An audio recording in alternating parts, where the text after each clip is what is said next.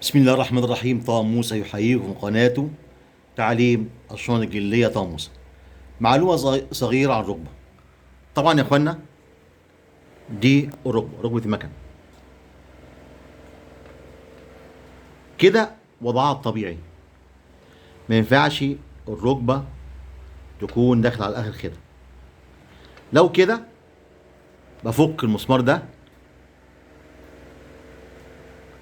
وارجع الركبة كده، والمسمار ده حركة الركبة كده وكده، يبقى كده الوضع الطبيعي. طيب، في حاجة تانية مهمة جدا.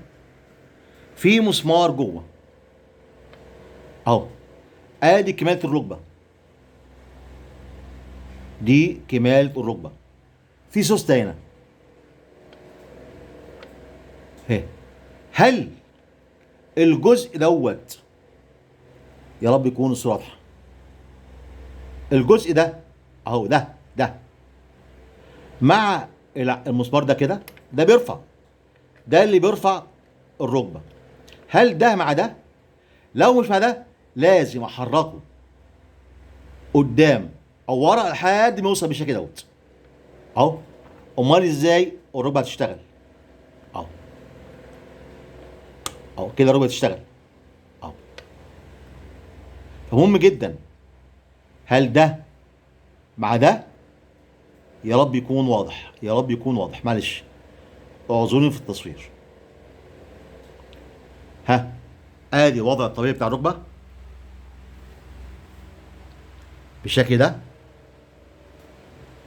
لو في مشكله فك المسمار ده او ده، وبعدين اتاكد هنا اهم حاجه، اهم حاجه ده، هل الطبق ده اهو بيتحرك اهو والمسمار ده ثابت؟ ده يجي على دوت عشان يرفع.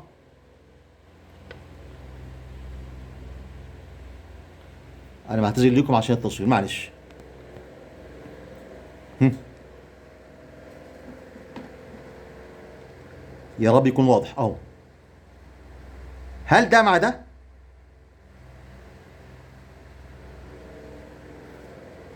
السوسته اهي. لو مش واضحه، لو مش على المسمار احركها ليمين او شمال. لازم لازم، عشان لما احرك الركبه اهو.